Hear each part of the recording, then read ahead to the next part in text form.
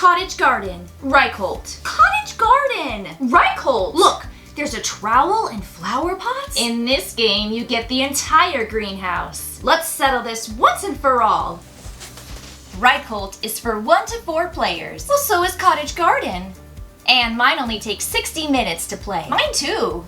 In Reykholt, you get to be a vegetable farmer in Iceland. Well, in Cottage Garden, you're a flower gardener wherever. 3D vegetable crates. There's a 3D wheelbarrow. Farmer discs. Colorful Tetris flowers. Colorful wooden vegetables. Honey pots that you can't seem to get out of the crates. Cats. A giant die you don't get to roll. Tall, skinny milk bottles that you always seem to knock over. Orange and blue cubes that you don't get to play with. Reykholt feels like a fresh new take on worker placement, and I really like that. Obviously, the great thing about worker placement is there's a lot of player interaction.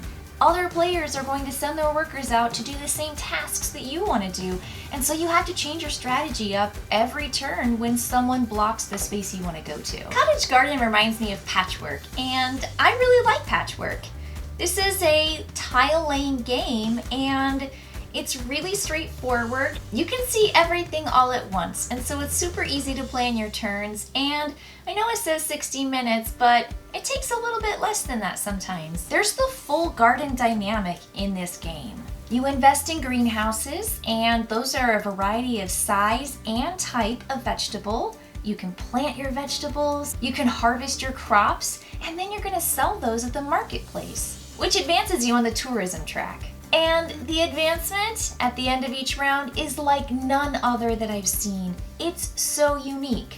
Normally, you always have to pay every step you want to advance because that's your victory point score. While in Reykholt, what you do is one of those movements you get to take as opposed to pay. And that gives you that influx of what you need because you're really short on one particular vegetable, but it also lets you move past where normally you would be blocked.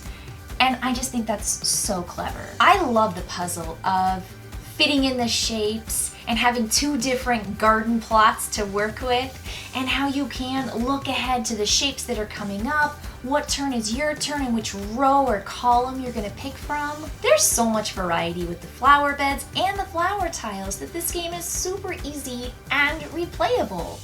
But it's not so easy that you're playing patchwork, which I think is definitely the lighter version of Cottage Garden, but it's not so hard that people can't get into it. It's a great entry-level game.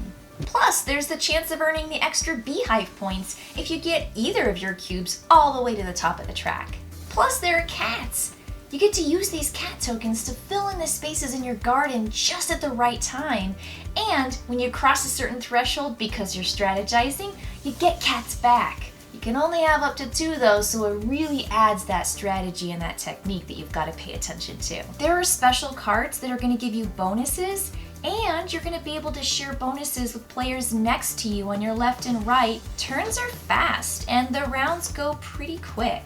I wouldn't say that it takes 30 minutes, more on the 60-minute side of things, but for a hearty game, this really fits the bill. It's definitely heavier than Cottage Garden, and I think that's probably why I appreciate it just a little bit more.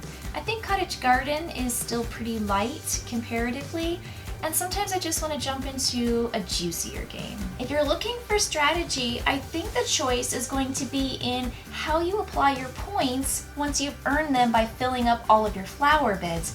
Do you put them into one of those cubes that's lower in your track or a little bit higher up in your track? Are you going to cross those thresholds to get the cat tokens, or are you going to race around to the top and try to get one of those beehives?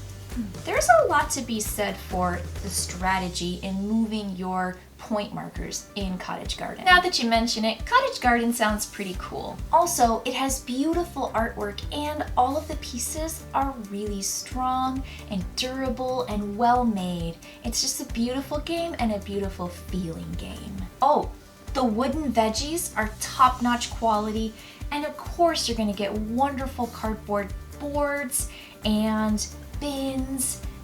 The artwork here is beautiful. The expansion of the Easter Bunny comes with a super cool rabbit stand, and it's collaborative, which adds just a little bit more fun to Cottage Garden if you're already familiar with it. There's even a story mode, and again, it kind of just opens up brand new play, much like your bunny expansion, which adds more to Cottage Garden. That story mode is going to make Reykholt that much more interesting and replayable. And I have to mention, the designer of my game is Uwe Rosenberg. Wait a minute, your game is by Uwe Rosenberg too?